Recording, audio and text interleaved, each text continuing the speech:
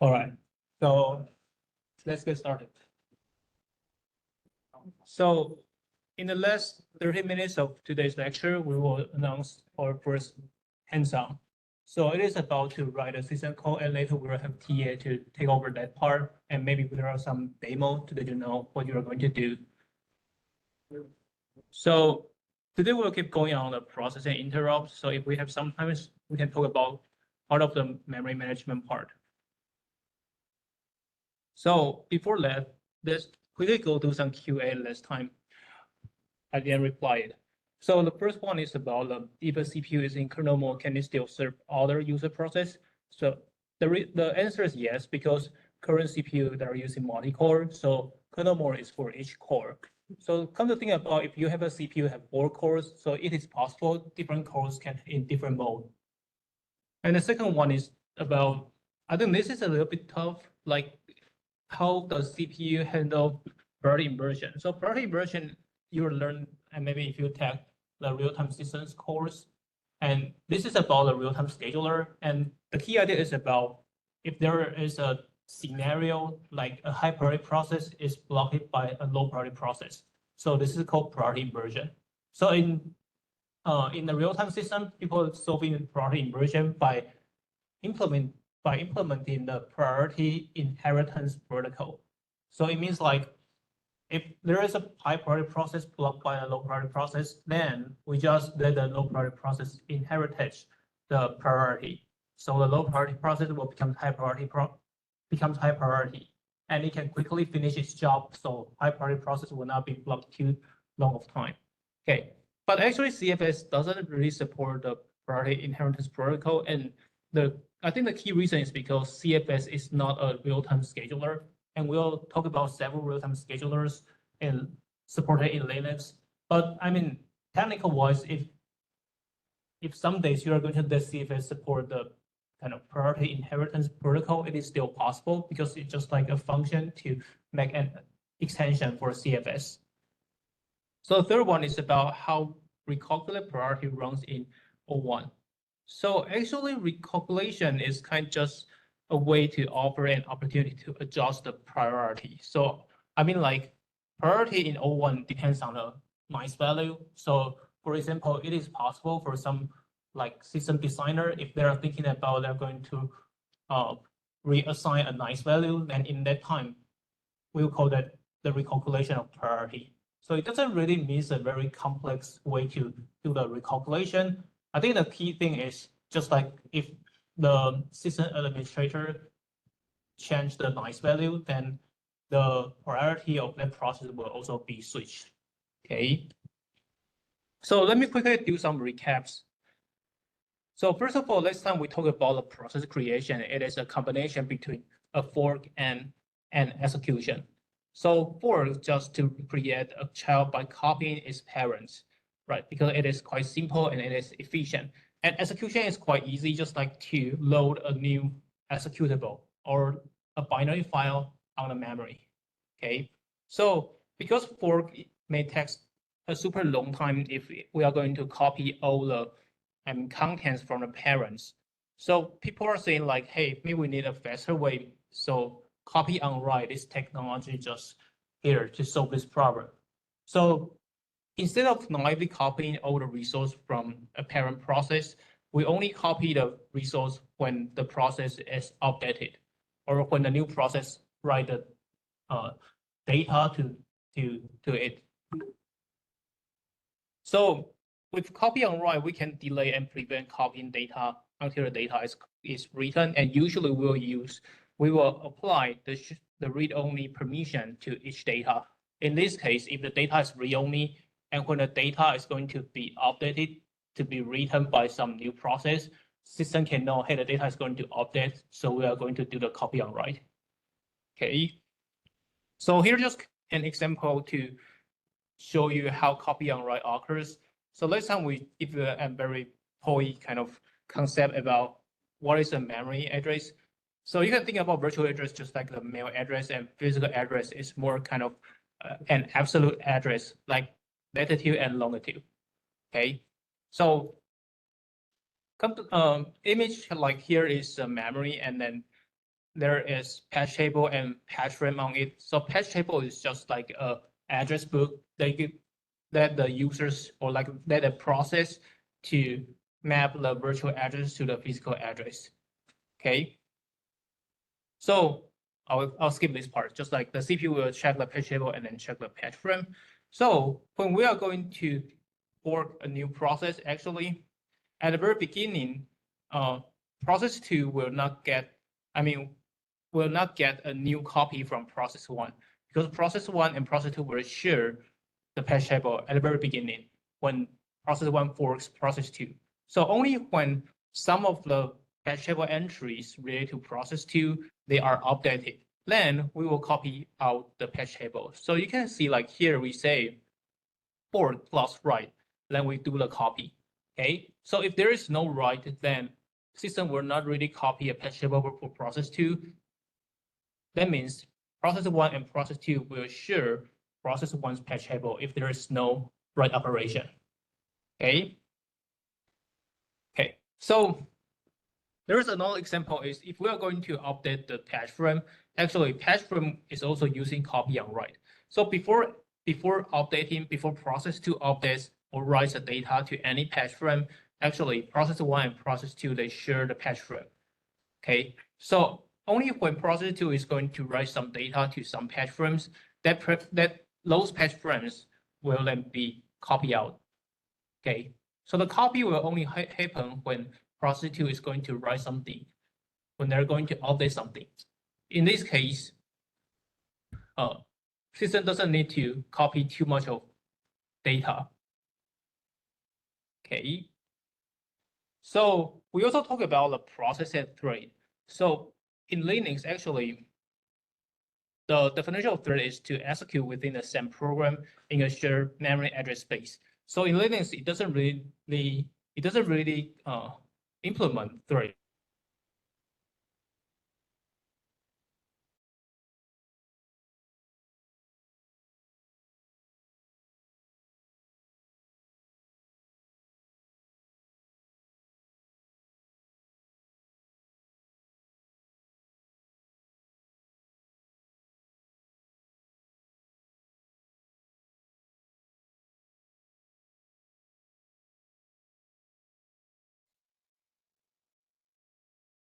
Oh, sorry. I think network.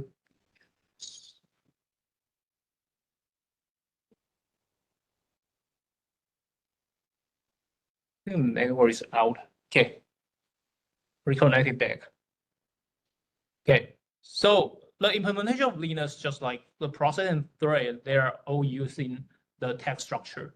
So the text structure, just like the PCB you learn in the operating system, and text structure is the PCB implemented in Linux systems.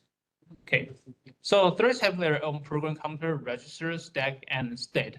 But the other things like memory, file, they are shared between each other with their own process. Okay, so Linux doesn't provide any spatial scheduling or data structure to represent threads. It means like Linux will not really differentiate process and thread and give them their own scheduler. So in the aspect of Linux, they will just do the scheduling. No matter your thread or your process, you are scheduled together. There's no dedicated scheduler for thread. Okay, so the thread creation is very similar to process creation. So the only difference is there is some tag that can be set for the thread. For example, you can set like you are going to clone the virtual memory, the file system files, and the signal handler. So those kind of things, they are shared between threads, but in terms of process, there will be an isolated version for each process. Okay. Okay, kernel threads, I think it's not important here. We talk about it. Okay, so we also talk about some scheduling things. Before talking about scheduling, we give you some idea about like priority things. So process priority, something like nice value. You can think about nice value, it is a larger value means to become nicer to others. So because the process being nicer, so it is usually a low priority process. And for the For lower nice value, it means like it is a higher priority process. So for most of the real-time process, they have the lower nice value. Okay, and today we will talk about what's the relationship between the real-time and nice value. Actually, it's quite simple. And then we also talk about time slice, because time slice is an important resource for CPU. Because if the CPU allocated for a process, if the process gets a larger time slice, it means most of the CPU resource are allocated to that process. So higher time slice means the process can run longer, and usually higher priority process can get longer time slice. So in some version of the scheduler in Linux, they're using static mapping. So static mapping, just like on the right-hand side. So each nice value, you can get a dedicated time slice. And this is a static number. For example, you can take a look at the table. Like if the nice value is 19 at the bottom of the table, then the time slice will be 5 milliseconds. Okay, so if the nice value is minus 20, that means the time slice is 800 milliseconds. So actually, if you open up like Linux, an older version of Linux kernel, like before, I think 4.4, something like that, you can find this kind of table and this kind of mapping. For example, which nice value can be allocated how much of time slice. So this is also adjustable. I mean, if you are going to define your own mapping between nice value and time slice, it is also doable. Okay, so we point out two challenges for this static mapping. The first one is in terms of low priority process. I mean, if in some kind of timing in the system, most of the process they are low priority, then those processes will trigger context switch super frequent. Because take a look at this table. Like if low priority process they only get nice value 19, for example, then for each low priority process they will switch for every 5 milliseconds. So doing context switch too frequent, you will consume a lot of CPU resource. So this is the first challenge. And the second challenge is a time slice difference. So take a look at nice value 19 and 18. Actually, nice value 18, the process can get twice the time slice of nice value kind of 19's process. But when we focus on nice value minus 19 and minus 20, that is high priority process. Actually, the difference is quite small, like 790 milliseconds and 780 milliseconds and 800. Actually, the difference is only 20 milliseconds. And 20 milliseconds divided by 800, actually, it is only 1/40. It is a very tiny difference between high priority process. So it is unfair for low priority process. So how to deal with these two challenges? Actually, last week we talked about a CFS. Okay. So we go through two I would say two outdated scheduler for Linux. The first one is ON and the second one is O1. So ON is quite simple, just like it maintains a shared global run queue. So each time when we are going to reschedule, then CPU needs to enter the run queue and pick the one that needs the CPU resource most. So how to pick the one needs the CPU most actually depends on their time slice. It depends on the nice value.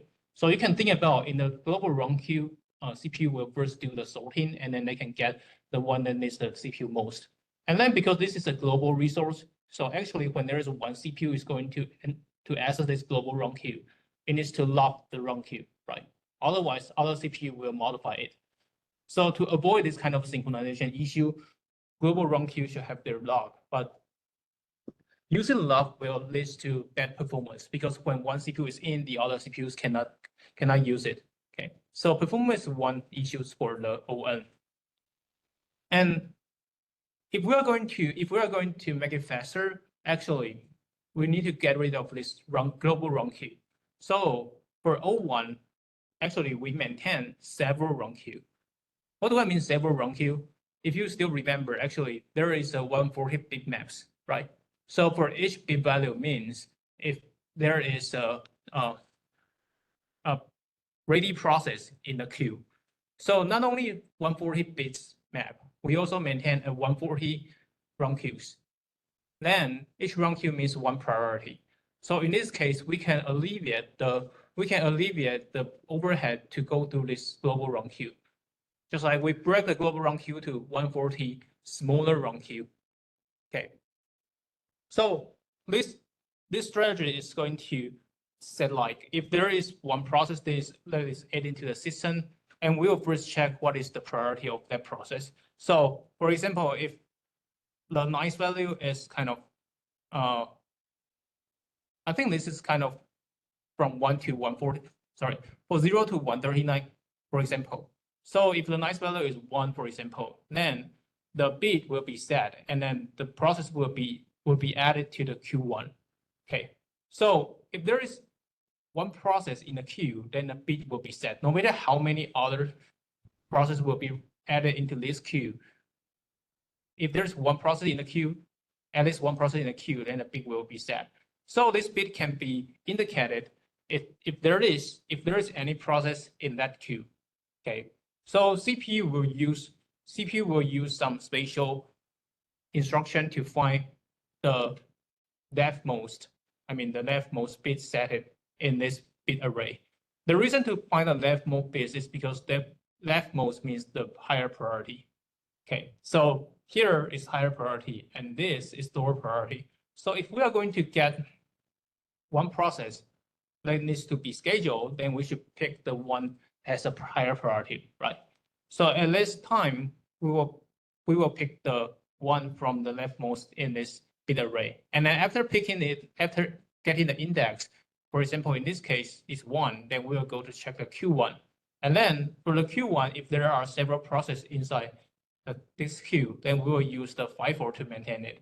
Okay, so FIFO means like first in, first out. So if there is a process added, just like a FIFO queue, then we will pick the first one that enter the queue.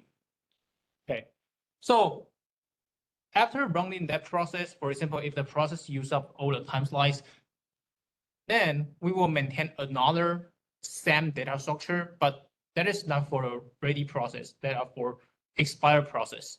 So you can think about we have another expired bit array. It is also 140 bits. And then we have a set of the same 140 queues. They are all for the expired process. Okay. So we will do the recalculation priority. So it depends. For example, for some system manager, they will think like if one process use up all the time slice, then probably they are going to lower the nice value, for example. So when the nice value is changed, we need to recalculate the place for that process. But if the nice value doesn't change, then we don't need to do the recalculation. Okay, so recalculation is related to the nice value. Okay, so until one day, if there is no bit is set in the active bit array, it means most of the processes they are served and they are added to the expired bit array. Then we will directly switch the data structure. So what I mean switch is originally if this is for active process and this is for active array, and we will switch it. So we will directly assign this becomes expire and expire. So the expired bit array and expired queues will be virtually set as the running. Okay. So in this case, we don't need too much of overhead. We just switch the bit there. Okay. So this is the ON and O1. And the bad things for O1 is because actually this scheduler doesn't really care too much of low priority process. Because if you are low priority process, in most cases you need to wait to a very long time because most of the high priority process should be finished. Then you can execute a low priority process, right? And then if you still remember, even now O1 it is using nice value, and then it is a static mapping. So for high priority process, it will occupy a super long time on CPU. That means low priority process cannot get too much of CPU time.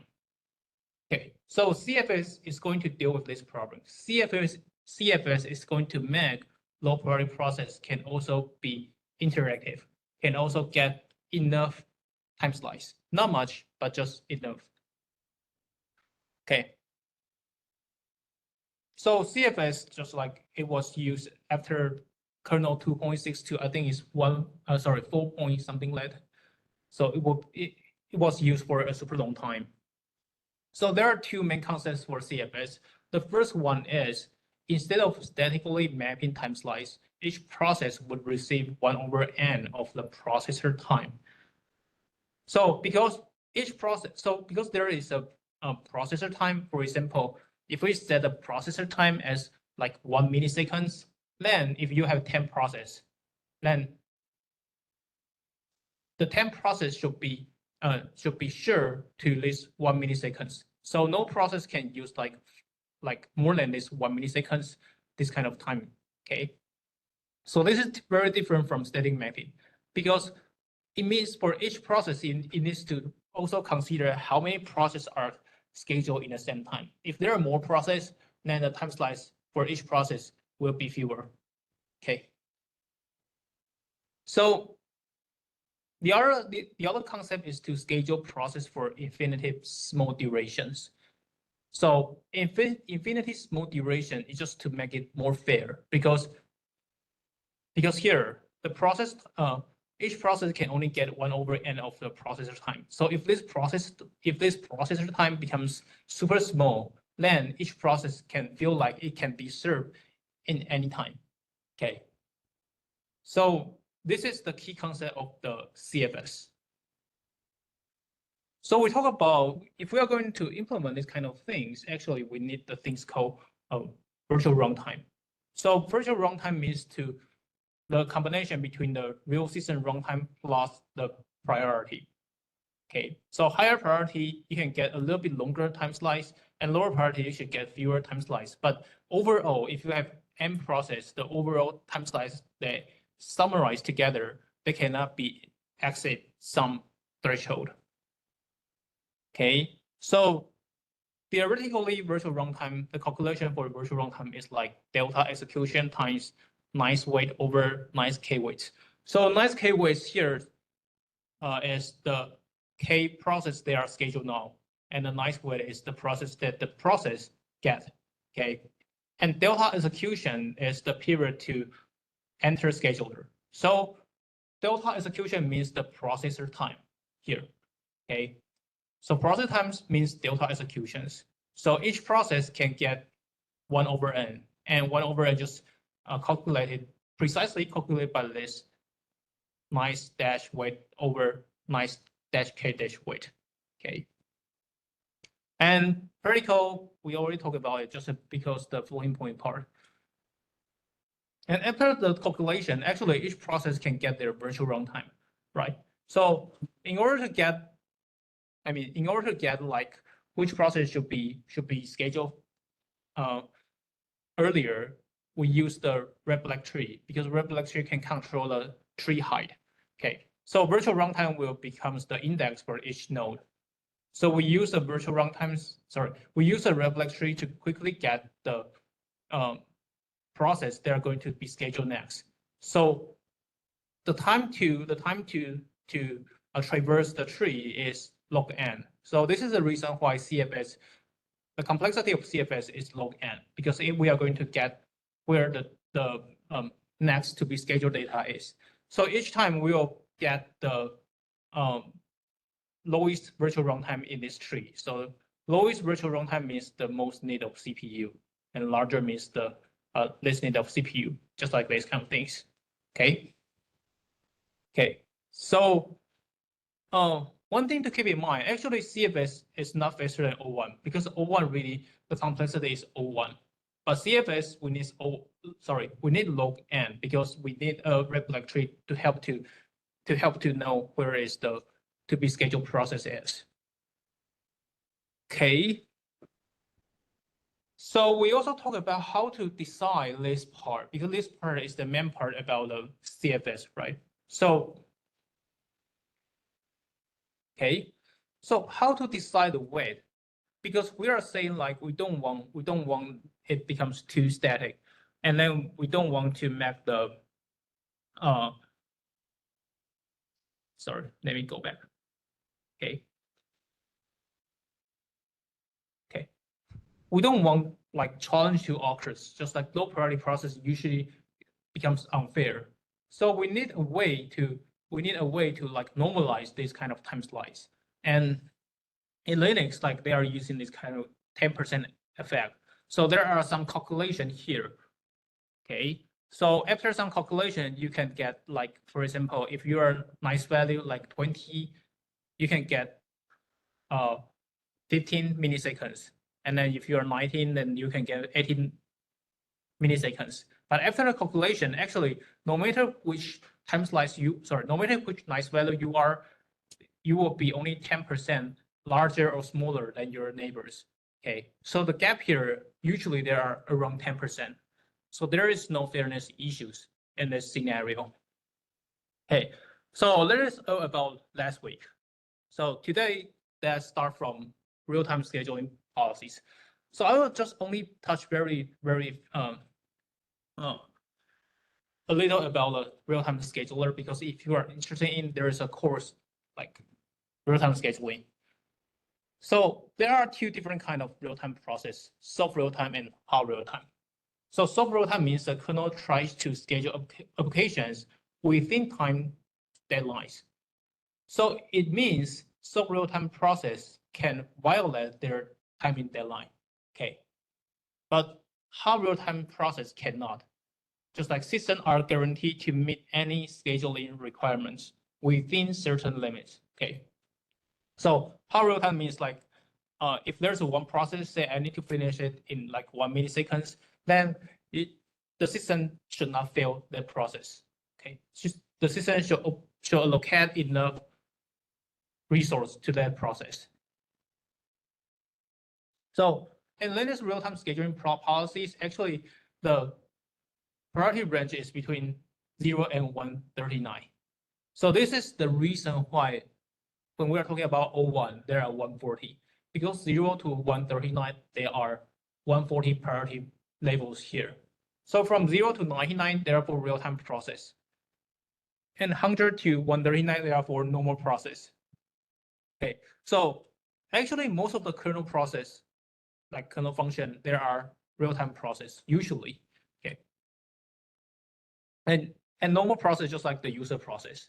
Okay, so there are several ways to do the scheduling. The first one is FIFO. So FIFO means tasks continue to run until it blocks or explicitly yields the processor. So actually FIFO means there is no time slice. Okay, so the time slice in FIFO it doesn't have. So just like first in, first out. So if you are a high priority process, you can occupy the CPU resource for a super long time. Okay, until if there is another higher priority process and they can preempt the prior one with the lower priority one. Otherwise, you can run a super long time because there's no time slice. So only a higher priority FIFO queue process can preempt it. Okay. So there is another kind of scheduler called round robin. So in round robin in Linux is a FIFO with time slice. So round robin, I think you already learned in operating system, just like each process will periodically get the resource, right? And for this version of round robin, you can think about it's a FIFO with time slice. So for a process using FIFO, they'll get a time slice, and if they use up their time slice, they will release their CPU resource. Okay, but there is still some constraint, just like a lower priority process can never preempt a round robin task. Okay. So that is the real-time scheduling for this course. Just like to let you know, actually in Linux, there are FIFO and RR. But usually when you are running a user process, actually you are using CFS. So not the RR or FIFO. RR and FIFO, they are used for the real-time process. Okay, so that is the things in Linux. Okay, so we talk about like scheduling, and when you are doing the scheduling, there is a things called reschedule. Just like you are going to schedule another process and you are going to stop the current process, right? But the current process, they are still using CPU resource. And how to schedule another process, and this is called a process context switch.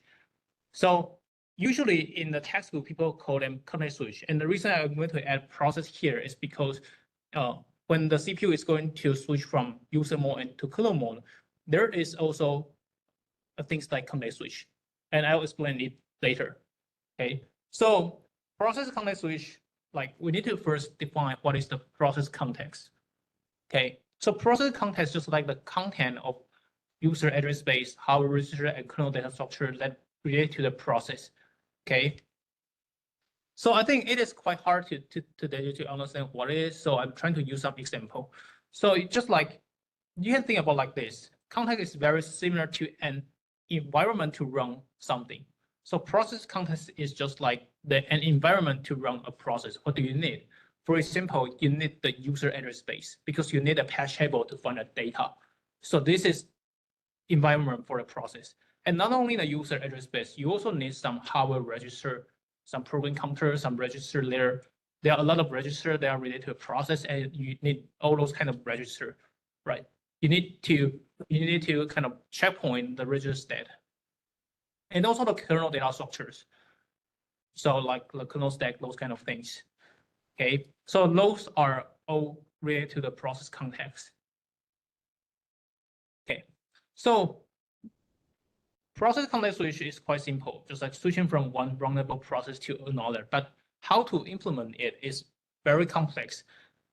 And there are two main steps for process context usually. The first one is called the switch-mm. I mean, those are all in Linux function. So switch-mm means to switch the virtual memory mapping. Because when we are saying we are going to switch from one process to another process, means we are going to run another process, right? And for Linux and for most of the operating systems, each process has their own patch table. So if we're going to switch a process, means we need to switch a patch table. Okay, so there are several things related to a patch table, like the patch table and then TOB, MMU, those kind of things. Okay, and not only to switch but also switch to. So the switch to function in Linux means to switch the process state. So including the processor, register, architecture, specific state, all those kind of things. Okay. So I think switch-mm is quite not that complex. So I will first talk about it. So when we are going to switch the memory mapping, the first thing is to flush the branch predictor buffer. So branch prediction, I think maybe you learn in the architecture, but if not, it's still no worries. Just like branch predictor is just about if we are going to run some program, and if there is a branch occurs, for example, if there's an if else, then if you go for example, if or else, actually you can do some guessing about how many percentage the program will go for if and how many percentage will go for else. So if you think like go for if is higher priority, for example, it is 70% you will go for if, then you can try to execute this kind of if condition more. Otherwise, if you think like the false condition there's 30%, then you can just make 30% of the process in the false condition. So just like you are going to pre-execute something there. And then when you are going to do this kind of branch prediction, actually you need some register for that process, right? Because they will be depending on their code. How does their code look like? So you need some register to do the recording things. So another thing is about you need to load new patch table, right? So in Linux, actually, the patch table is controlled by a register called CR3. So CR3 register will point to the root for the patch table. And we will talk about the patch table later. So you will know how CR3 function in working the patch table. And then after it, CPU should flush a TOB. So TOB works like a cache for caching the patch table entry, right? So if you still remember, we say the virtual address and physical address, just like the mail address and the absolute address. So we need some mapping there. We need some address group to map it. And TOB is something that can help you to cache it. So if we already do the translation, why not just cache in our CPU? So TOB you can think about it's just like a very tiny SRAM and it is possible to cache part of the translation results. Okay, but if you are going to switch from one process to another process, definitely the next process doesn't need the TOB result because they have their own patch table, so the TOB should be flush. Okay, and then there are also some kind of register related to the paging, for example, CR4. So CR4 is more like the page size extension. So for example, if you are going to use a larger page size, but I think this is not really important in this class because I mean, it depends on the CPU architecture and this is just a function for CPU. Okay, so in the prior version, you're going to load LDT, those kind of descriptor table, but it really depends on which kind of processor you are using now. So in current new CPU, you don't need this step. Okay, so here just to let you know, actually, if you are going to switch the virtual memory mapping, actually you need to do a lot of things. Okay, but don't worry. I mean, in the exam, I will not ask you to draw this out. Okay. So switch to is more complex because there are more kind of things related to the process step. Okay. So at the very beginning is to push the register to Ceph because we are going to switch from one process to another process. So if you still remember, we say a process means the program and all the runnable resource, right? The CPU resource, memory resource that we are using. So we need to store most of the CPU register in case we are going to switch back. We can quickly resume the process. Okay. And then there are several things. First one is we need to swap the stacks. Like each process has their user stacks, right? And kernel stacks. So we need to swap the stacks. And then we need to set the floating point unit because floating point unit is a hardware in the CPU and it maintains the floating point computation resource. So we need to set the floating point unit resource for each process. Okay, so ring zero stack is just like a kernel stack. Okay, so there's also things called set and load, the data segment and programmer defined segment. So data segment, it is a little bit look like if you already learned the undergraduate operating system, it is like BSS segment, it is in the data segment. So BSS segment is just like when you write a program, you say, I'm going to say like to define an integer, int, and there's an x, right? So this program, they owns their own inti, these kind of things. And those kind of informations, they will be set in this data segment. So you can think about just like the parameter initialization things. And those of the information will be in the data segments. And programmer defined segment, you can think about just like map. So in your code, if you say you are going to map a region of memory, and those kind of information will be put in this kind of programmer defined segment. Okay, and those kind of segments, they are all on demand. So only when you need this kind of resource, those kind of information will be moved from the memory to the CPU. Okay, so those kind of information is just about if you use those kind of information and they are now in the CPU, we need to do a backup. We need to write them back to the memory. Okay. Okay, so update thread local storage. Okay, actually this is kind of tricky things because thread local storage, you can think about just like each thread can define their own parameters. Okay, so when you're writing a program, when you're writing a P thread, and each P thread can define your own parameters, and you can choose not to switch between other P threads.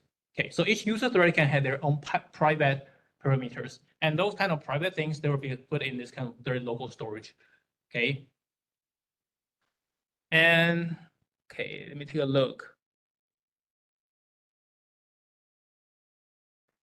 Okay, so FS and GF you can think about because this thread local storage is an area, so you need a register to point to that area. So you need to set and load where the thread local storage area starts from. So this is about the FS and GS register they are used for.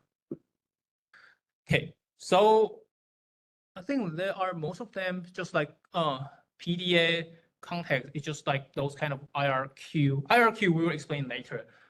It is about the interrupt handler things and the MMU stat. Those kind of things, they are all processor related information. They will all need to be switched out.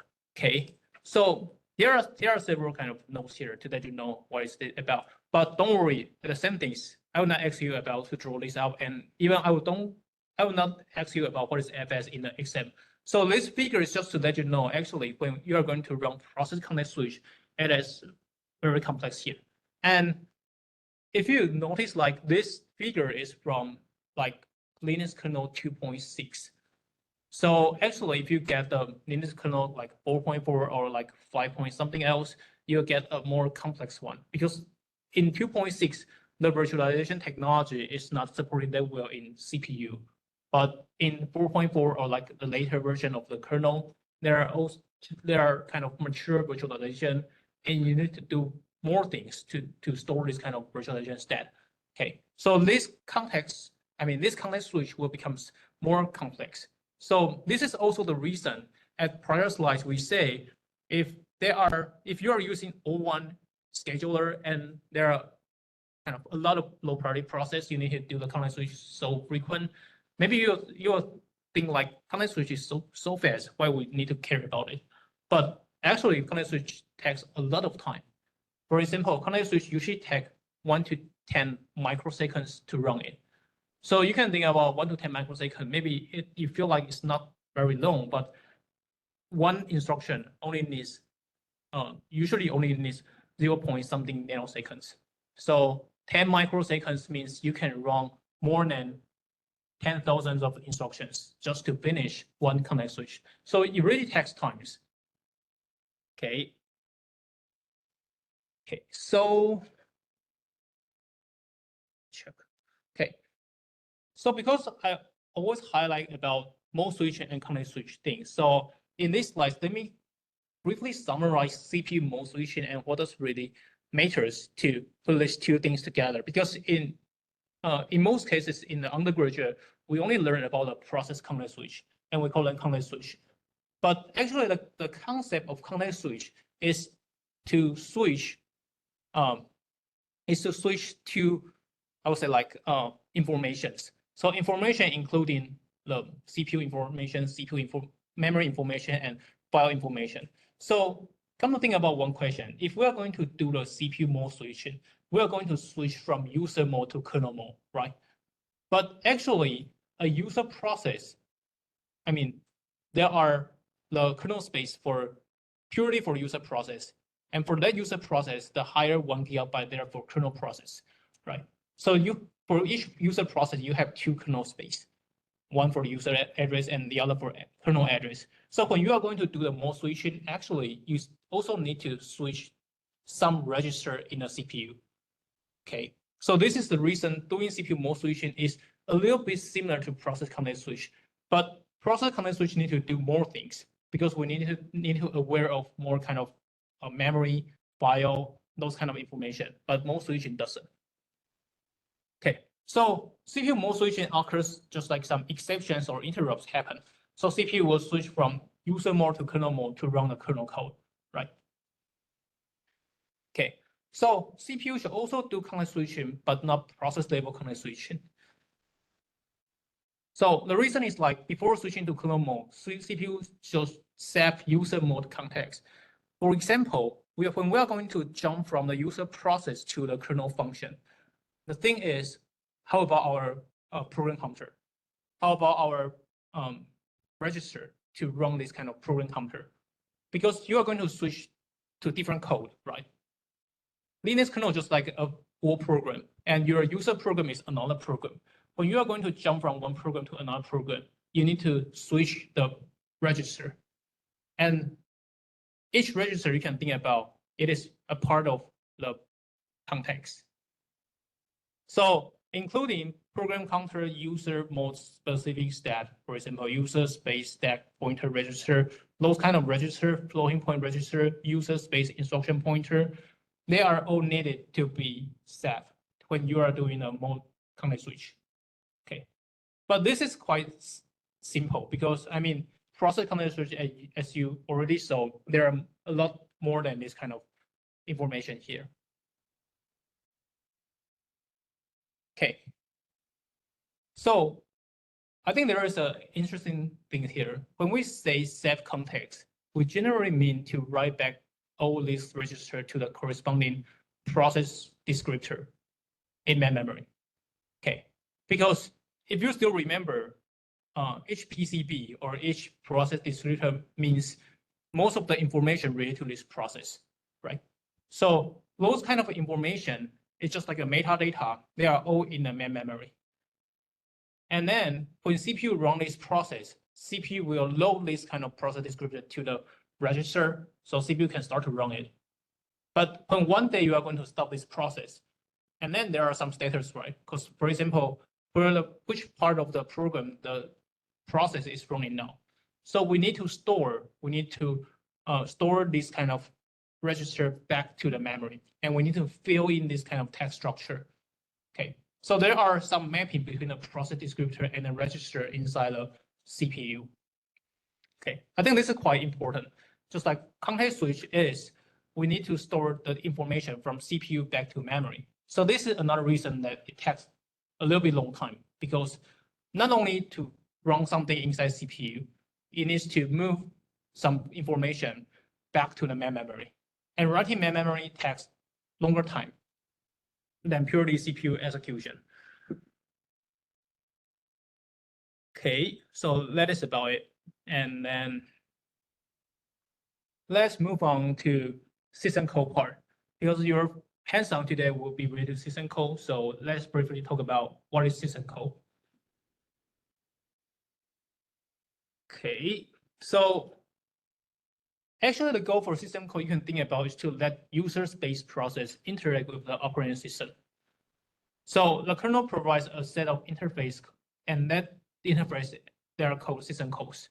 Okay, so here is just an example. I mean, there is this, I think, I'm not quite sure can you guys see, but this is kind of a snapshot from the Linux kernel. So actually the system code look like these kind of things. Like there are some definition of the system code number, and then what kind of system code it is, a read or write system code, and where the process is. I mean, these kind of things, they will be linked to the place, the address of the starting point of that system code. Okay. So how to run a system code? System codes are accessed via function codes defined in the C library. So just like this, for example, if you are going to show something on your screen monitor, so it just looks like you are going to write something on your screen, right? And in Linux, actually, there doesn't really have a screen. I mean, there is a file, for example, there is called TTY file for a screen. So when you write something in that TTY file, Linux will show the things you write on the screen. Okay, so if you are going to write something or you are going to show something on the screen, actually, there's things called a printf function. Okay, so printf in C library, actually, you can find it in there is a if you trace back to the C library, you can find this kind of things called write in the C library. Okay, so write actually means they will call the system code. Okay, so library will help you to wrap up most of the things you don't really need. For example, in the user level, you only need to know when you are going to show something on the screen, it is a printf function. But at a lower level, the C library will help you hook with the function system code function in the library. Okay, so there is a very tricky thing is each system call has their own unique number. So for example, in this example, you can see the read here means system code 0 and write means system code 1. So when you are writing your program, actually, if you open up the system code table, you can see there are a lot of, I think it's kind of 500 or like more than 500 of system codes there. So if you are going to add your own, you can find a unique number. They are not used now. Then you just register it and you can get a system code. Okay, so system code table is just like the kernel keeps a list of all system codes in this table. So actually this information, there are we capture it from the system code table in this latest version. Okay, so I think let's take a 10 and then come back later.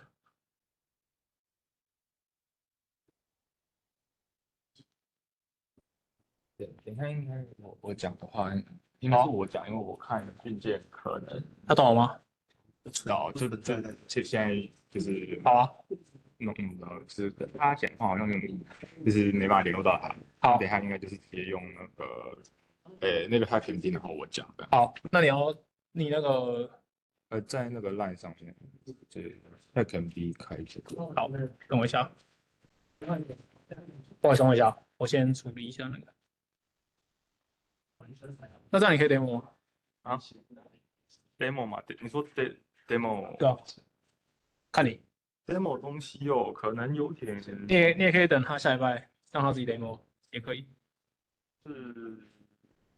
想看哦，我好像没有东西耶，我现在好像没有东西是好，没关系，那下礼拜让他自己来用好了，你就帮他讲就好了。等一下哦，确认一下。根本就是说，其他学生已经不好意思，等我一下，我先把等一下他们 TA 用的先准备一下。好，可以了。好，你先吧。刚说的第一点是就是你在分配机体的时候，你在写 code 的时候，你可能会有 int 那一些的，那一些宣告的，对，那就叫做 BS。对对对，它就是讲那样的资料。所以它是个什么样的东西？资料结构？它算是一个资料区域吧，就是之后再讲那个 virtual memory 的时候会提到，就是那个区域的资料，那个区域的机体就在摆放的一些已经宣告过的资料。就是对，什么意思？因为我听到的是说，有人说法是说，像我这个宣告 INT 以后，它其实内部有一个东西 define INT 这个东西。对，这个就是它要存在机体什么地方。这个东西要存在哪里？对，那就是存在这个区域。一起存在哪？然后 BS 会讲它的 pointer 吗？这个存它的 pointer。储存它的 pointer 吗？它也可以直接存它的值。BSS 是那个没有初始化的，没有出手哦，对，那我假记错。设你写一个 integer array 在 global， 你没有给它那个值的话，它会在 BSS 放下去。你说没有未出实化。对。然后你有定值的话，它就在 data。因为是初始化的记忆体有一个空间，在 PS，是这样，没有初始化的记忆体。你刚刚查一下，但我没记错的话，我下礼拜跟你讲，但下礼拜应该就会上到这一块了。好，问一下，就是偷问一下，就是老师，你是不是有申请那个要问那个200个后续这个东西？哦，那应该是他们实验室对。好奇为什么会需要机器？哦，还是跟他讲好了。因为我想要问是，我刚刚没有听懂 real time 就 real time process 跟 random process 有什么差？你说有什么差别吗？对，就是 real time process 的话，基本上都会有一个时间一定要把它跑完。它一般 process 没有。一般 process 没有。对 ，OK。就一般 process 通常就是差不多时间跑完就没什么问题了。就不会特别在意说你是可能1秒钟要跑完还是1秒钟要跑完。OK。然后你刚刚说就是这个 real time process 会用就是这个 FIFO 或 round robin 的 FIFO。对，在那件事里面。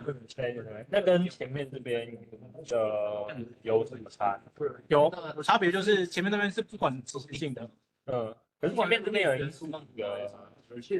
对，可是它140的只是说它优先权高的话，我给你比较多的 time slice。那优先权少的话，给你比较少的 time slice。可是我没有保证你一定可以在什么时候跑完。所以今天如果系统 process 很多的话，你很有可能跑不完。对。但是 real time 的话，因为它比较强，它会有比较比较强的限制，例如 Bible 就是反正你只要高优先权，我就让你直接把它跑完，你完全不用担心被换出去。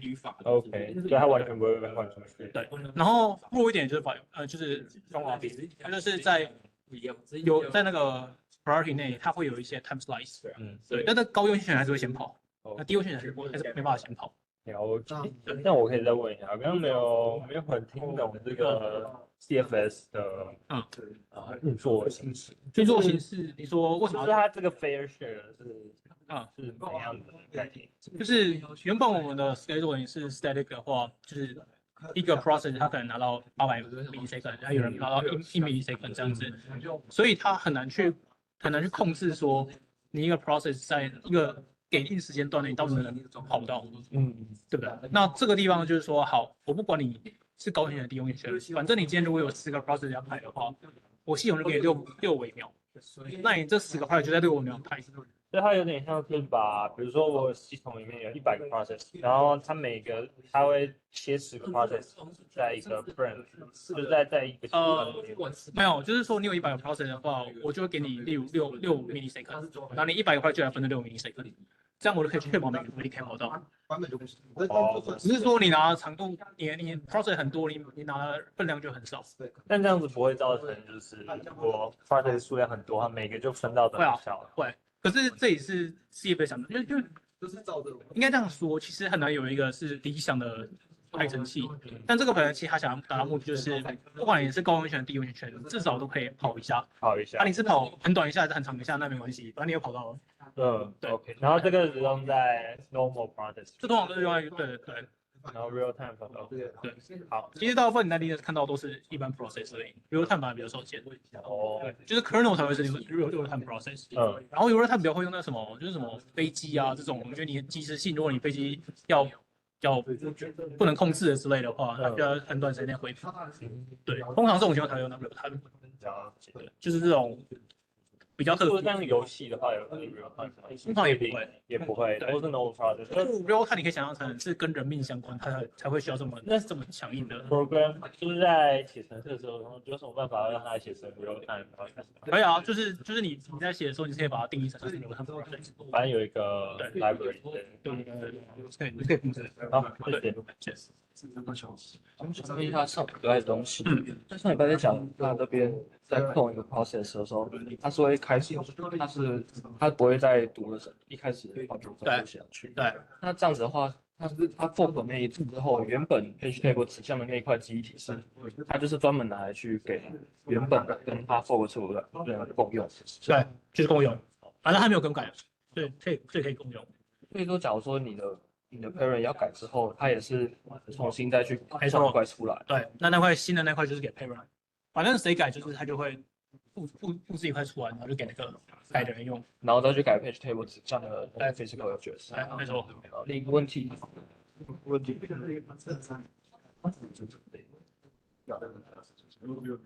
上礼拜提到这个地方，就是说是决定哪一些 resource 需要去学。没错，去查啊，影片它好像是说它是决定是哪些东西要复制，那这两个东西，对啊，是一样意思，就是因为 share， 然后它更改之后它就复制出去。对，就是这边所谓的 share 是一开始我复制的时候，就是大家是共用，就跟刚才那个东西是一样。对。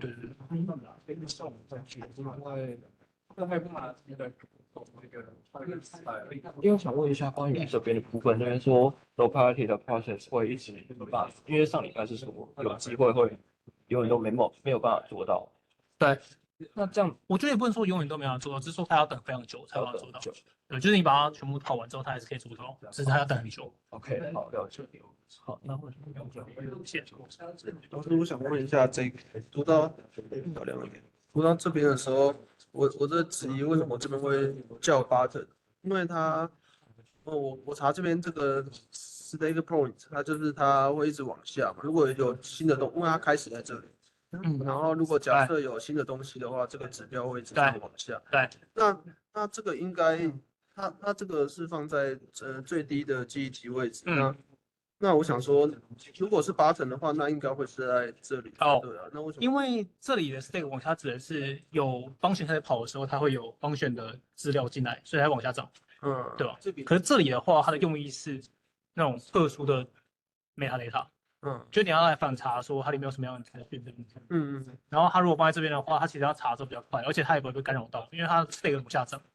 所以要等到真的找到它的时候，要非常久一段时间。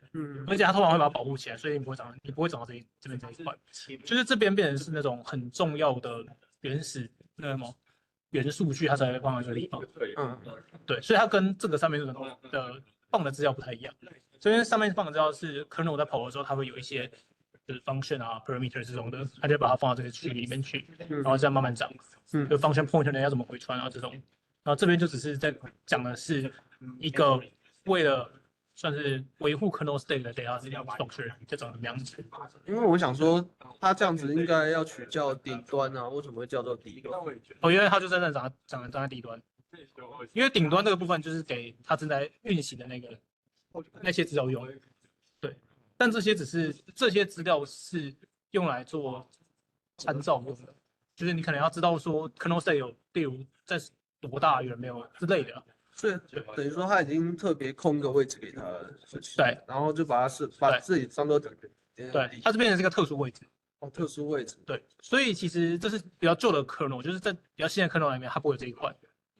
那有这块主要原因是因为，如果今天我要快速的去知道一些资讯的话，我就直接点到这个地方来就可以了。对吧？我就直接快速点，因为这个是写实的位置，我就点到这个地方，我就可以直接操作。所以我可以存一些资料，例如它的这些 text link 在什么地方，记忆什么位置，我就可以直接通过这种写实的位置去查找。对。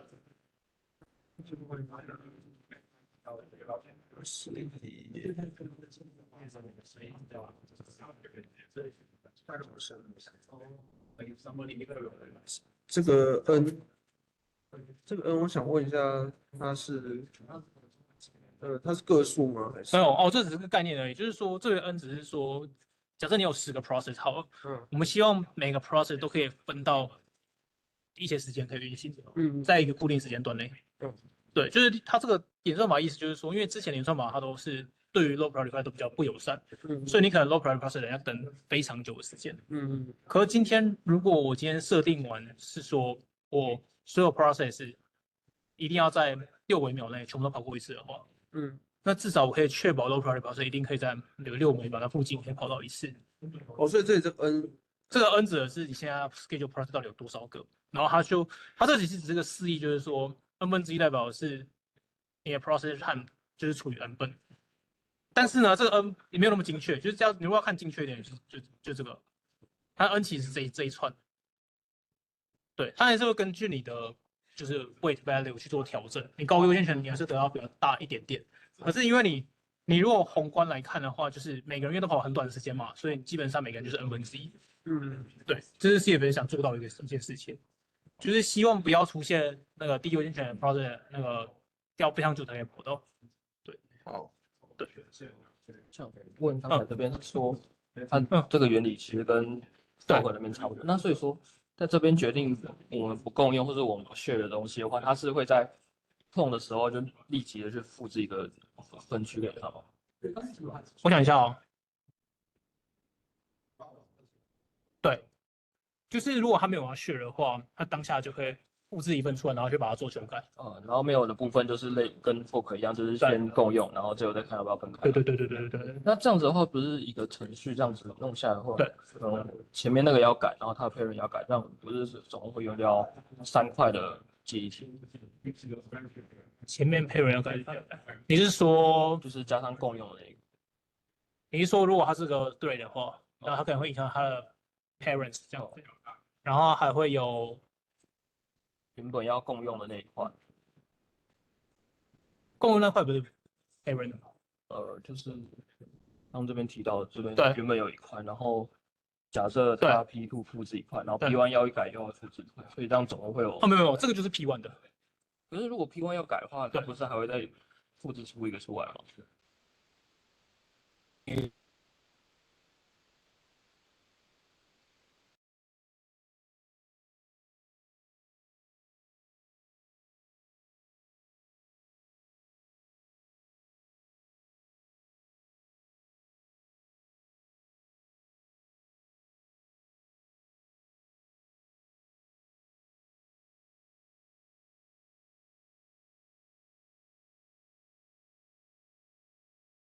那个 monitor 的动作。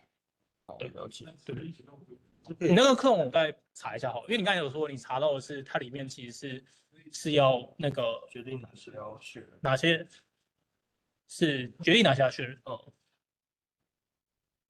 好，我再查一下。好，我想再跟你确认一下这部分，它是假设这个Q1 做完之后，它就会再重新计算，然后把假设这边是1好了，它是 active，然后它把这2个做完之后，然后它就变0这样吗？对，还是全部做完才会全部是变0？就是它这边全部做完，它就这个就会把它 set 掉，就是它这个只要有被设起来，就代表它里面 Q 至少有一个 process。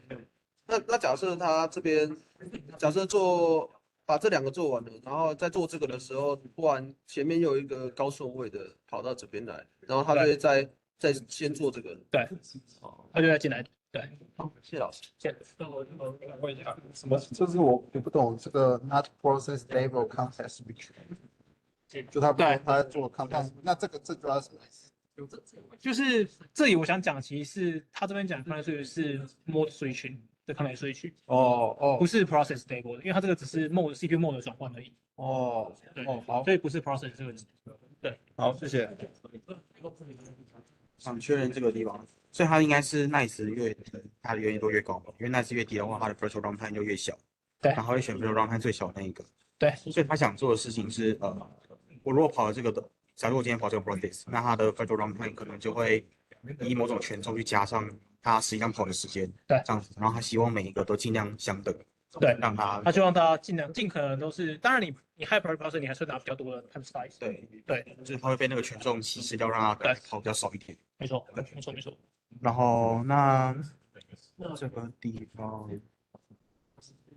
这个，所以它可能会有 real time process 跟 normal process 一起跑，然后如果 real time 的，它就会就用另外一个 schedule 的人去跑它，然后跑完之后才会去跑 normal process。对。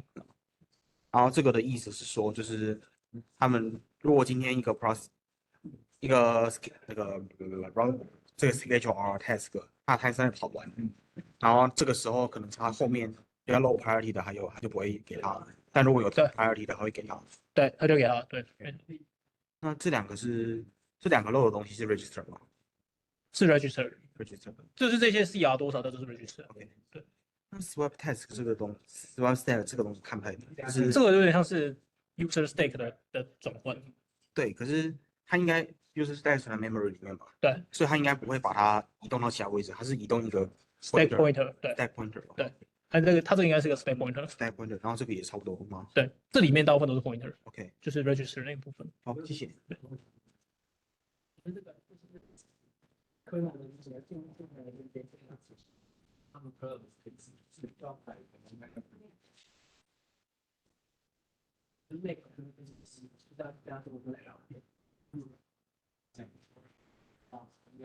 All right, so let's come back first. So for those questions online, I think I'll keep it, and then next time I'll get back to you because there are a lot. So yeah, let me do some arrangement. Okay, so let me quickly go through how system code works, and then maybe we'll leave kind of 20 to 30 minutes for TA to talk about your assignment. So user space application somehow signal to the kernel, and then it runs a system call handler. And we'll talk about how to signal later. So there are two ways. Signal like this. There's things called software interrupt, or like people call them exceptions. So it's just like we'll put this kind of int 0x80, this kind of instruction in a register. Okay, so this is called the interrupt instructions. So when CPU execute these instructions, actually CPU will enter the system call handler. It will enter the kernel mode and run the system call handler. Okay, so like this. Oh, sorry. Switch it.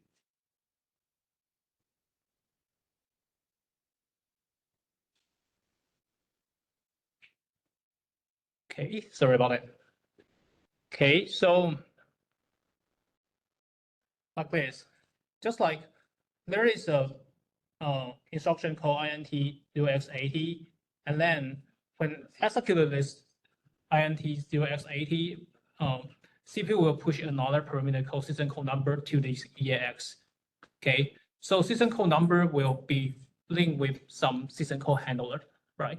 So just as our prior slides mentioned, for example, like this, system call 0 means the read and system call 1 means the write. Okay, so here are the same things. If you put system call number 0 to EAX, then the kernel will go to check what the system call number is for inside the system call table.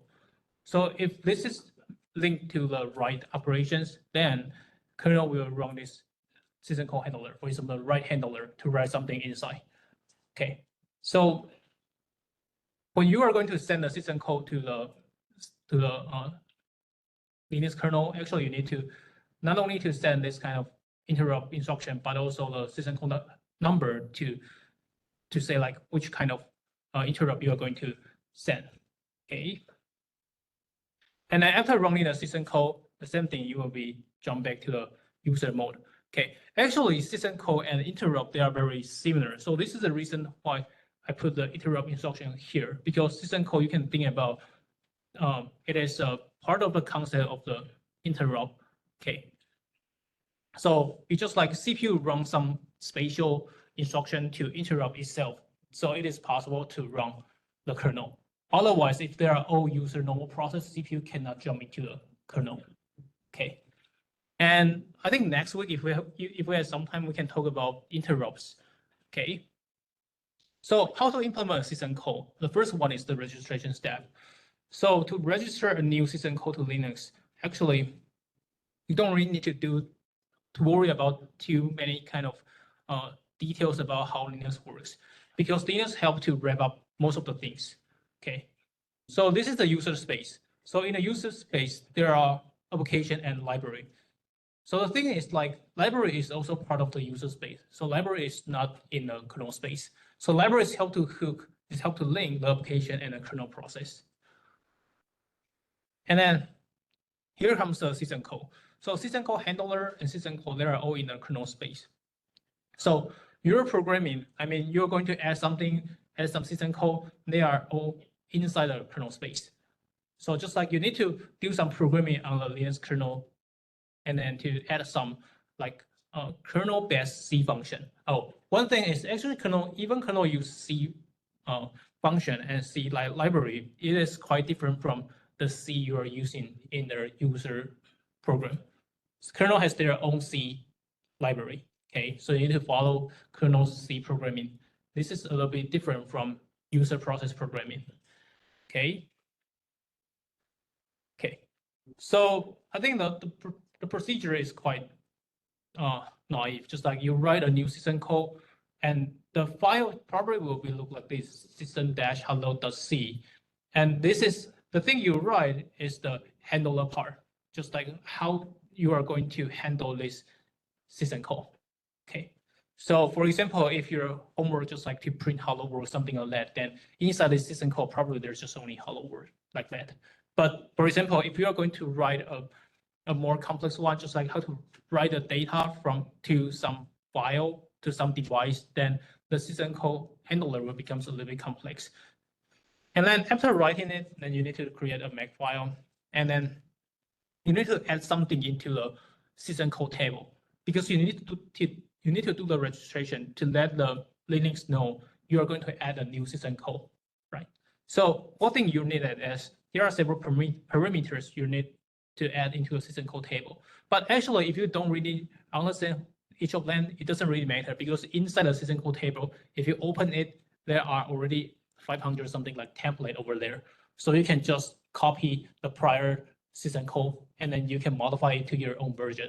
But let me quickly go through about what is each parameter means. So there is system call number. So as you know, it should be a unique number. So you need to check what is the, for example, maximum current number now, and just add 1, and you can register for a new system call. And then you need to choose which kind of model you are focusing on, like this kind of architecture, which kind of model. But you can just copy from the one in current system code table, so you don't really need to modify it. And then the system code name. So for example, what is the name for your system code? Like for example, system-hello or like the write function, the read function, something like that. And then the program of system code, just like where you put your program in. So there are all templates there, so you can just directly copy the template and then do some modification. Okay, so this is about the system code. And then you need to add the new system code to the header file. So in the header file, actually there is something like include Linux system code.h. So you need to put this system.hello, this kind of system code name in the header file for the system to link to the code.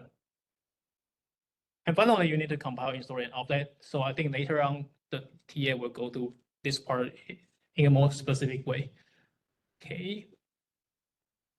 So, because we still have some time, so let me briefly introduce interrupts, because I think there are some things that's similar to system codes here. So, interrupts is quite important in our system, because in our system, there is not only CPU memory, there's things called peripheral device. So there is network device, there are storage device there, and there are usually several times slower than CPU. There are several orders slower than CPU. So CPU cannot wait for them always. So CPU needs some way to work with this slower hardware device. So there are two ways for CPU usually to work with this slower hardware device, the polling and interrupt. So polling means to periodically the kernel checks hardware status and response accordingly. So it means like CPU usually maybe 1 millisecond will come back to check the status for that hardware device. For example, if one day CPU is going to get the data from the storage device, and because the storage transmission takes a lot of time, so CPU probably maybe each 1 millisecond will come back to ask the storage device, hey, are you ready there? And this design actually, it consumes CPU resource, because each time when CPU comes back to ask the storage device, there is no other process can use this CPU core. Okay, so this is things like polling doesn't really do a good job on it, just like it wastes CPU resource, but it is more timely. I mean, if it is regular, actually, CPU can pick a better time to check it. And there is another thing is called interrupt. So interrupt is to let the hardware to signal to the kernel. Just like if the hardware is ready, I mean, if the storage device thinks like, hey, it is ready for a CPU to access the data, then the storage device will interrupt the CPU. So CPU probably will be stopped and then to do some things. But like if there are some process they are running now, that process will be stopped, because usually interrupts has high priority process. Usually it has the highest priority, so it can interrupt most of the process there. Okay. So what causes interrupts? So there are several there are several ways to send the interrupts, but usually interrupt you can think about is hardware device physically produce electronic signals to the systems, so which are directed into input pins on an interrupt controller. So you can think about, because when you block the keyboard, when you block the mouse, the storage device like SSD hard disk drive in your motherboard actually, and each time when the device is going to send the interrupt, they will use the electronic signal to send this kind of interrupt to interrupt CPU. Okay. So I have a toy example here. So here is, okay, so here is a motherboard actually. So on the motherboard, there are CPU, right? Because our CPU chips that are say on the motherboard. And usually there are things called north bridge and south bridge. So primarily, north bridge is for memory controller hub, and south bridge is for I/O controller. So you can think about north bridge, usually they are designed for the faster device like DRAM and GPU. And south bridge, they are usually connected to keyboard, hard disk, SSD. They are usually slower. Okay. Oh, sorry. Actually, people are saying about North Bridge plus South Bridge is called a chipset. Okay. Okay. So when the storage device like keyboard, hard disk drive, PCI, SSD, they're going to send the interrupt to the CPU. Actually, there is an interrupt controller on the South Bridge. So the control you can think about is a specialized like CPU. They're going to do something. So the signal will be sent to the CPU via this kind of interrupt controller, and then to send to the interrupt controller on the CPU, so CPU can do something. Okay, so there is a thing as actually after 2019, all North Bridge functions has been integrated into the CPU. So actually there is no North Bridge in modern like motherboard now, but South Bridge is still there because South Bridge is used to connect with the storage device. Okay, just want to let you know. So when we talk about interrupts, actually there is another thing called exceptions. So exceptions are produced by the processor while executing instruction either in response to a program error or abnormal condition. So you can see actually system code is in this category, abnormal condition. So what we mean abnormal condition usually is like when the user process is going to interact with the power device. So in this case, actually, processor will run the interrupt itself. So this is called software interrupt. I mean, there is no hardware electronic signal to send to the CPU, but CPU itself will interrupt itself. Okay. So there are two ways to I would say like there are two ways to do the interrupt. One is from device to notify the CPU. The other is CPU, like processors will interrupt themselves. Okay.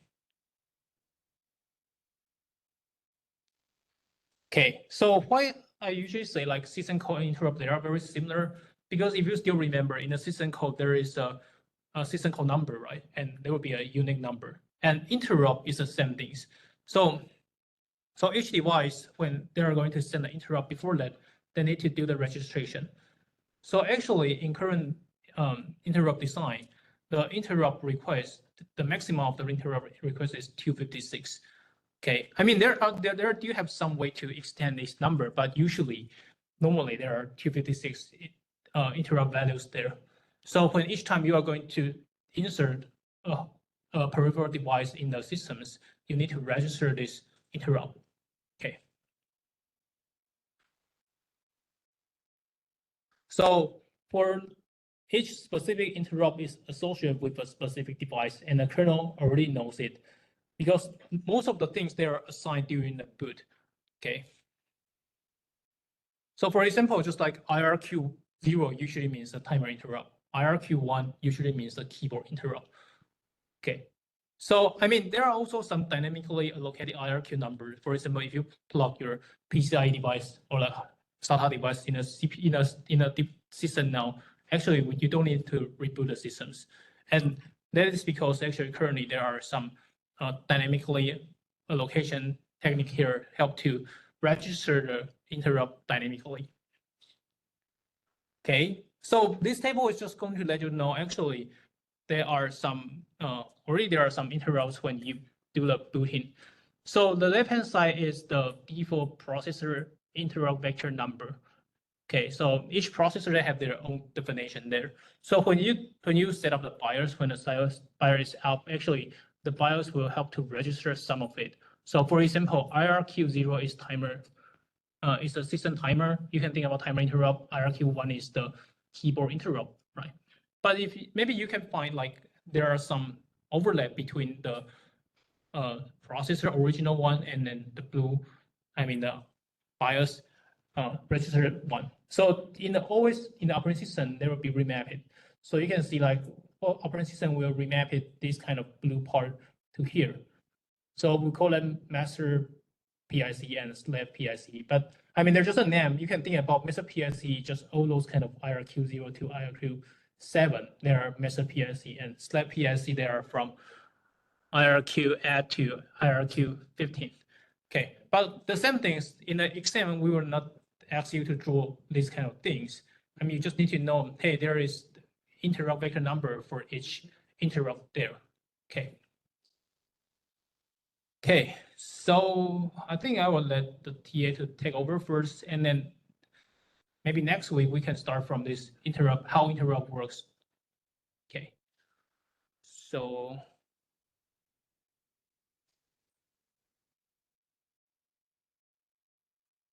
会讲吗？镜像吗？要镜像吗？可以啊。不然这样子我可能看不到。好，没问题。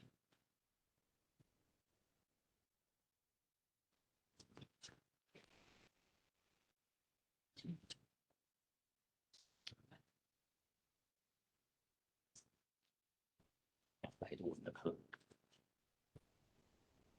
我想到这个 checkbox 这样子有点麻烦，因为我没办法全把。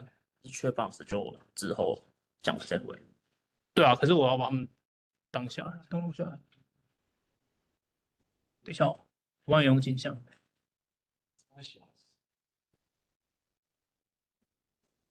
学题上学的吗？哦，你说他学完。对，目前那他可能学有这个，可能学到其他任务上，在那个基础地域。写好是助教，简直不一直教这些。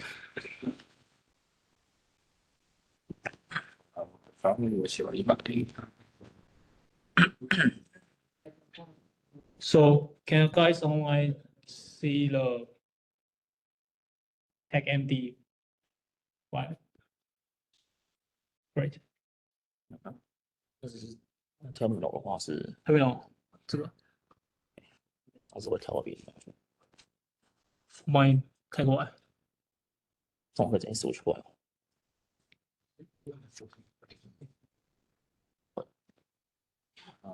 我先帮你把那个 checkbox 关掉好了，我等一下再看怎么把 checkbox 的讯息过来。这样就是四只手都这样，还是你要用手指帮你切？等一下。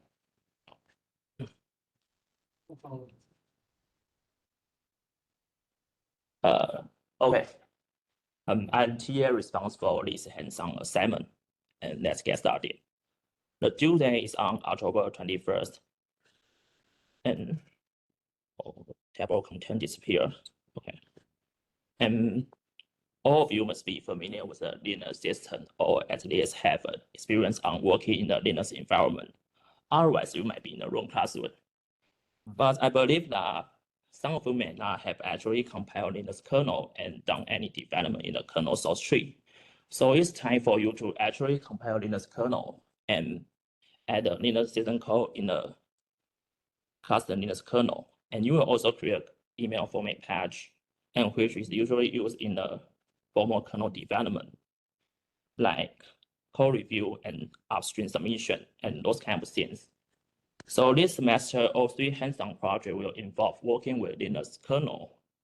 And Linux kernel is not only open source, but will document. The documentation can be found in the documentation directory as a kernel source tree. And there's a source code unlike here. Okay, on the left side, there's a different version of kernel source code, 6, 5, 4, 3, 2, 1, and so on. And you can see that there's a documentation directory here. And there are numerous document source code here. And we can look at a makefile here.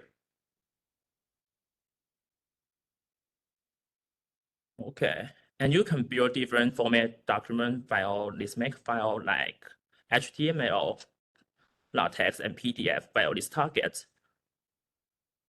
And there's also online version here, and which is 6.1.0 document for our assignment.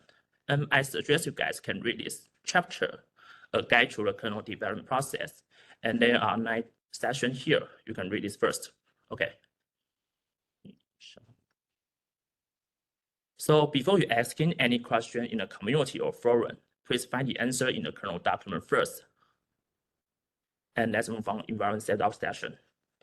So in this assignment, you will need to compile Linux kernel on an Ubuntu 24.04 on x86 machine. And you can download Ubuntu image from official website here. There are desktop and server version. Both are fine depending on your preference. And for the Mac on users, if you have no x86 machine, and we will use Proxmox to create a remote VM for you. And if you need one, you can email to os.oscarlab@gmail.com to request the remote VM. And you can use VNC or SSH to access the remote VM. And you can and you can work on native Linux system or use Linux guest on a hypervisor such as VMware and VirtualBox here. And if you have no experience on installing Linux before, you may want to check this tutorial, which is provided by Ubuntu, to see how to run Ubuntu on a virtual machine using VirtualBox. Okay, I won't go over that here, just for your reference. And you should know that the disk size should be at least 50 gigabytes to avoid encountering errors such as no space left on the device when you compile kernel. So for more information, you can see the appendix at the bottom of this spec here. And I won't go over that here since just for your reference. So let's move on. Okay.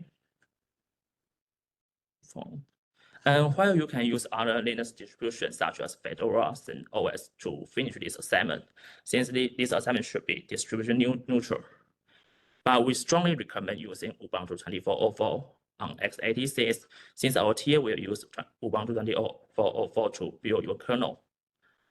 And if a TA encounter any compatibility issue with other distribution, you may receive 0 point, or you may demo it in person in our lab. And second, download the Linux kernel source. And here we clone the Linux mainline Git repository here, and which is also known as Linux Torvalds Git tree. And we can see a website here. And you might be wondering how to find this website. So we can just Google Linux kernel archive.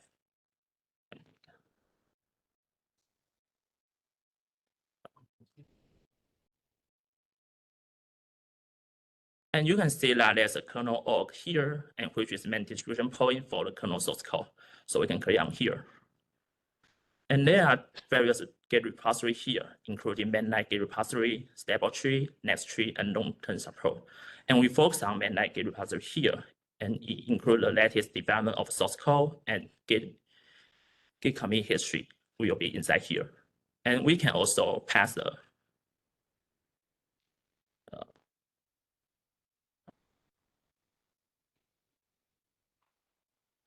and pass this doc./html to kernel.org. You can see the different version of the kernel document, include latest and next, and different version, CS5, CS5, 4, and so on. Okay.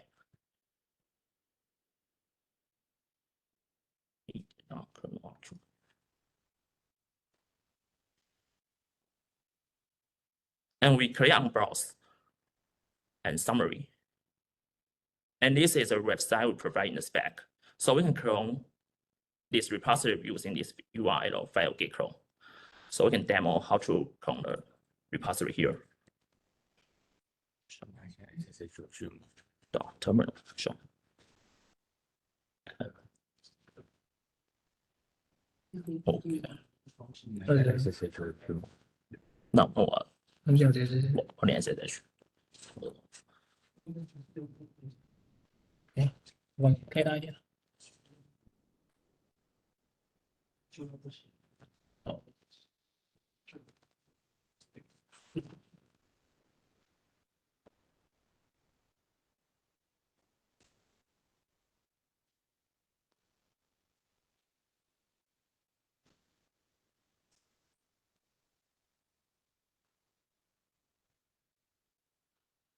OK。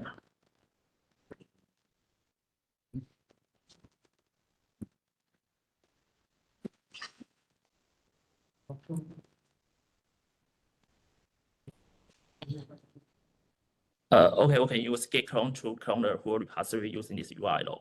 And pass this option depth equal to 1 to do shadow clone. And we want the kernel version is 6.1, so pass this tag v6.1. And we want a single branch. And okay.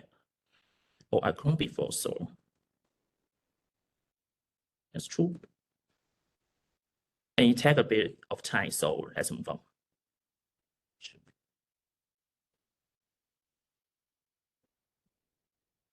Okay, if you use this command to download the file in the git tree, you can use git log to see the commit history.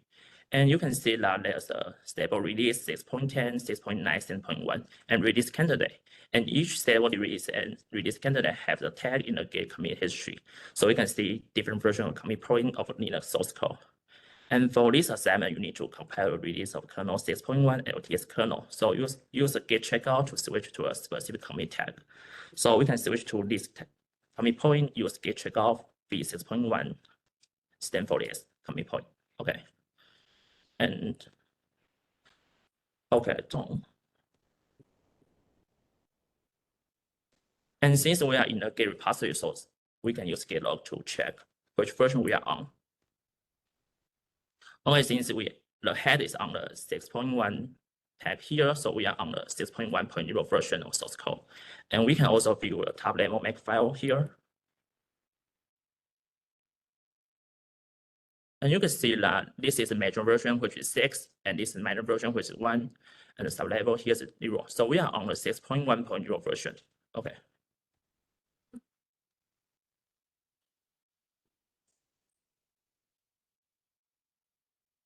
For more information about Git, you can refer to this website, which is a Git official website for those who are not familiar with Git. And you should know that use the Git to download source code, or you may find trouble when you create a kernel patch. Next requirement. So the first step you need to do is to compile a kernel version 6.1 LTS kernel, and which is a super long-term support by CEIP project and will be maintained for 10 years. So every document you read can be at least useful for the next 10 years. And that's why I choose this version for you to build.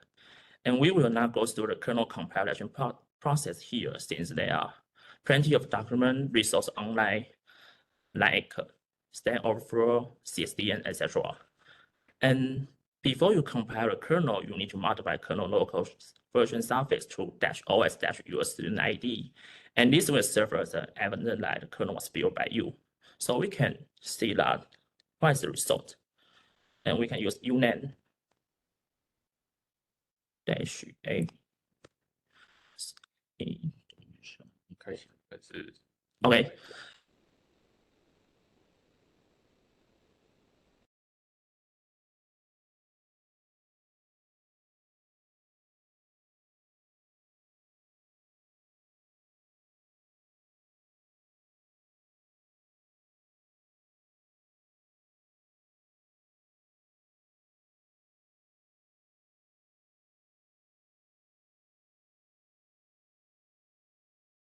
And describe the step you follow.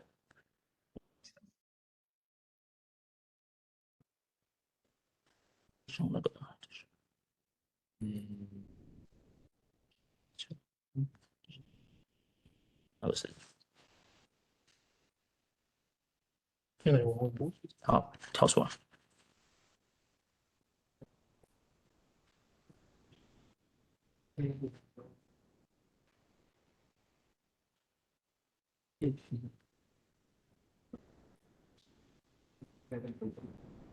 确认一下，我要断线，同时已经说出来。要断线的，我觉得。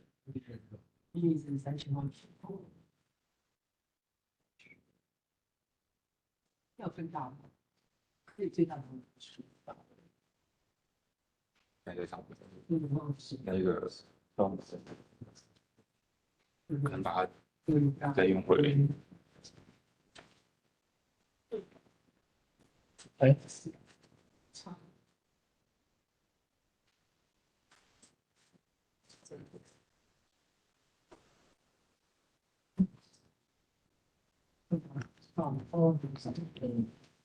好，我就把我在一起，再一次。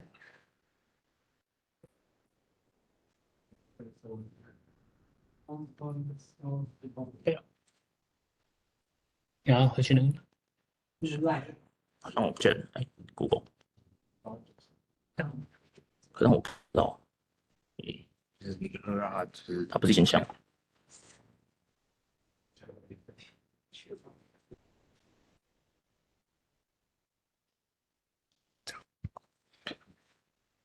Okay, so you need to include about screenshot in your report and describe it the step you follow when you compile a kernel. So if you do not include about screenshot in your report, this item may receive a score of 0. So you just know that. And the second test that you are required to implement a new Linux system call in the kernel version 6.1 you have built. And for guidance on at the system call, you can refer to this kernel document. And you must read this document first to understand how this kernel work. And you may try this syscall main patch to learn how to use syscall in a C program to invoke Linux system call, and which is standard C library wrapper. And in the following, there are examples to guide you how to use the system call in the C program. Okay, that's an overview of the system call you need to implement. You need to implement a system call for x86 machine, and the name is sys reverse string, and the syscall number is 451. And the second argument is a string you need to reverse, and the last argument is length of a string. And this system does following things. First, you will print, like say, the original string to the kernel rim buffer in the kernel space. And second, you will set actually reverse the string in the kernel space. And then you will print, like says, the reverse string to the kernel rim buffer in kernel space. And finally, you will copy the result string to the user space and return 0 to the user to indicate successful execution. And here you don't need to handle invalid arguments such as null pointer or mismatch length. And let's take an example to better understand what this system call do. And you should ensure the following user space code written in C can be compiled and run in your system.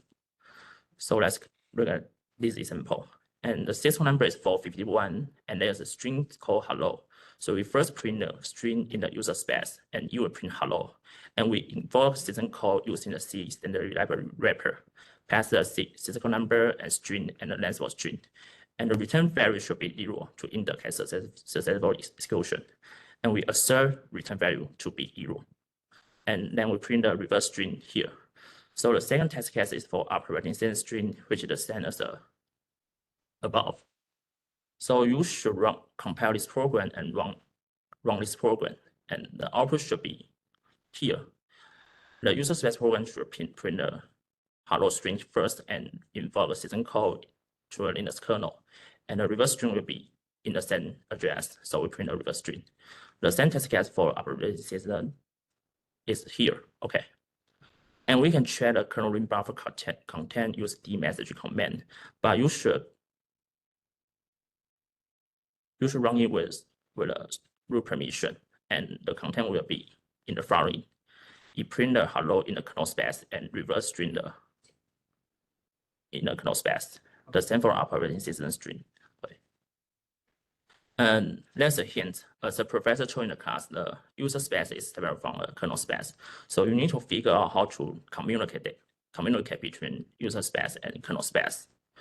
And you need to include about screenshot and in your machine to your report and describe the implementation detail for the system call. And if you do not include about 2 screenshots in your report, this item may receive a score of 0. The next is a patch. So in the Linux kernel development, the email format patch is widely used, such as code review, upstream submission, and so on. So it's time to create your own patch, and we will use this patch to build the system call you implement in the kernel. And you can refer to this git format patch main patch to understand how to use git format patch. Okay, but it's unfriendly, so let's do some simple demo to show how to use git format patch.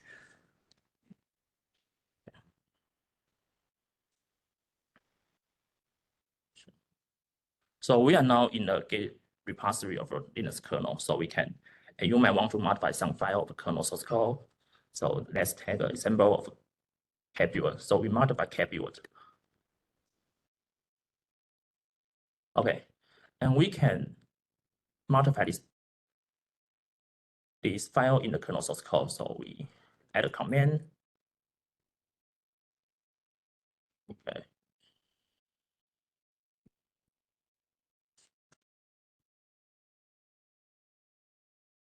But before we create a patch, we should commit first. Since the git format patch will use commit point to create our patch file, so we can commit first.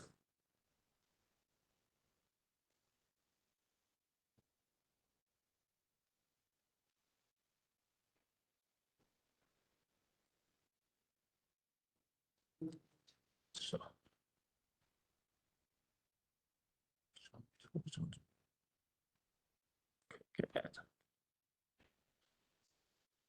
Okay, we can use git log to check our commit we made.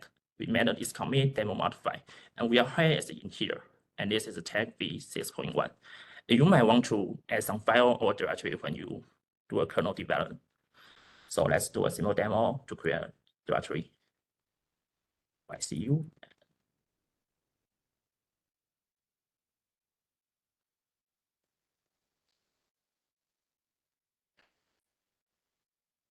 And we create NYCU directory and NYCU.c file. So again, before we create a patch, we should commit first. Okay.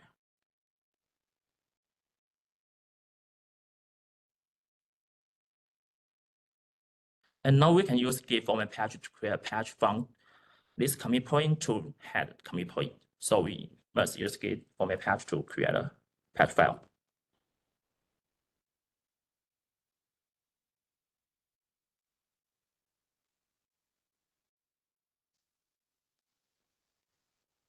So we use git format patch command to create a patch file from 6.1 commit point here to head. And there's a true patch file since we have two commits, and use -o option to specify the output directory. Okay. And the log says that we create a true patch file on the directory home OSTA, actually one underscore student ID. Okay. But how to apply our patch? First, we can switch to a current in the git tree first. So we can git reset art 8. And since we are our head in here, so we need to reset the head to the 6.1 here. So we use reset dash hard head 2. Okay.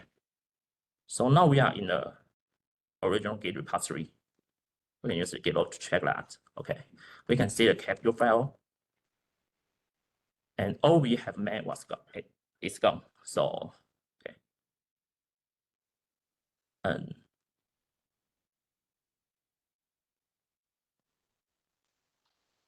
And we can use git an to apply our patch we make. And we specify the patch file, which is under the h1 underscore student ID directory. And we apply all the patch here. So patch we are applied successfully, and we can see the capture file.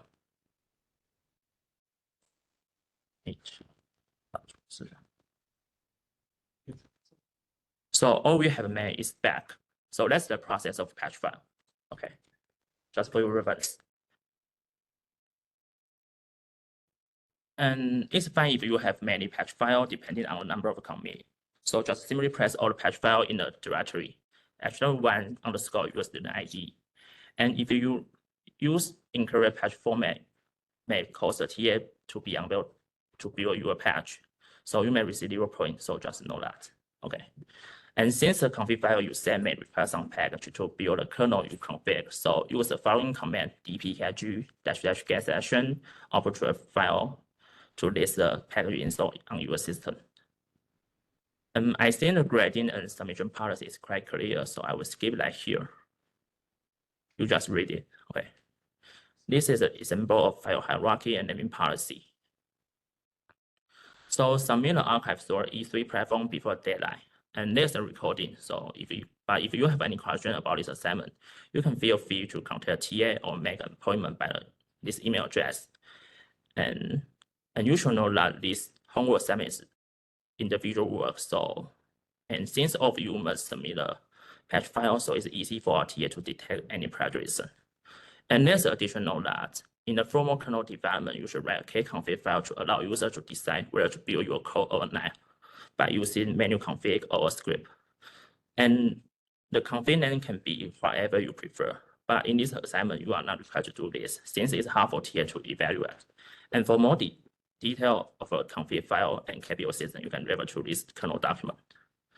Okay, in summary, this is quite simple assignment, but my suggestion is to start as early as possible. Since every time you build a kernel, it can take up to an hour to compile, especially for those who use our remote VM. That's all.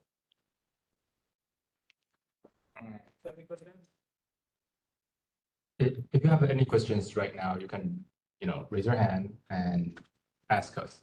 And one thing now is that how many people that doesn't have an x86 machine that really needs to, get a machine from us? We will lend you a VM for you. Is there anyone here that really needs one? And raise your hand. Is there anyone online that needs this kind of service? Okay, so you can come to me after class. Is there any other people that needs the VM? So the more question is for your day. Do you guys actually? 这可以看那个 chat box 吗？那个 chat box 是这个吗？是。对。好，几个？1、2、3个。因为现场好像只有1个。直接装那个开 VM 过来。你这种 VM 对，然后是因为奇怪的是你不能。没有办法直接复制那个指令 WTL 跟什么 WTL 就是一个分组是这种的，它只要是你的WSL 应该会有问题。WS 它会有问题，所以它会有错的。这应该用 VM 啊，用 VM 然后灌放，这里面对。WSL 可能可以用，可以开了可以编，但是很 hash 会有问题。哎，可是编科能应该会有问题，你没办法换，你没办法换科能WSL 应该没有办法，所以你就是灌 VM，然后或者是直接在你的电脑里面灌 VM 就好。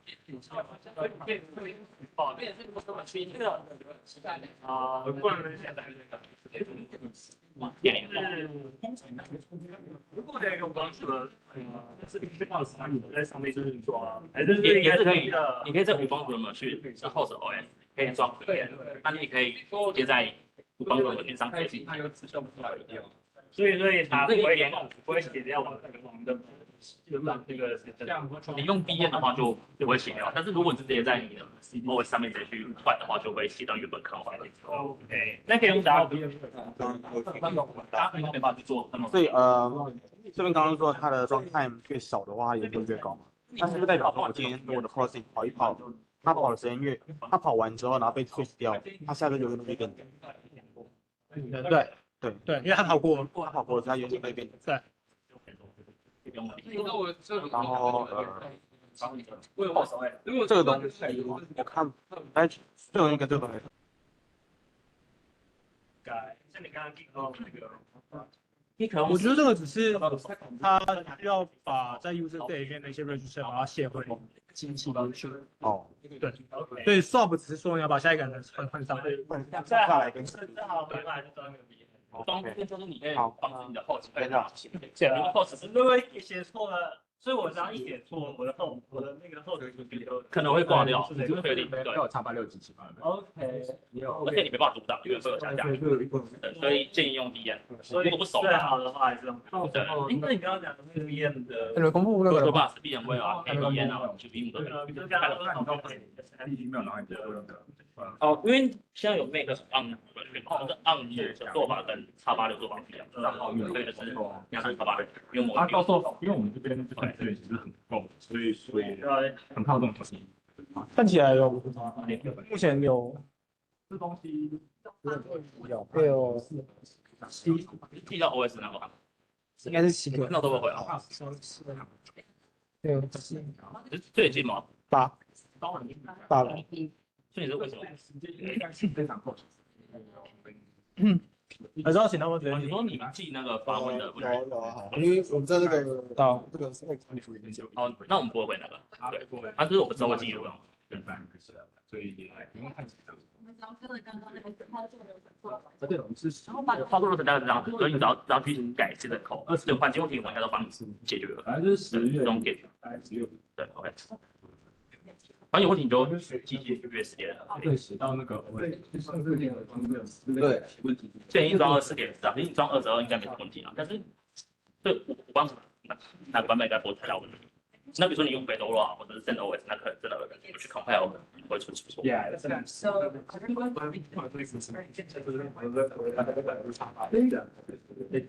哎，你是用什么 Intel AMD 是出来的吗？就是那这个是出来的，加买到的是什么？Intel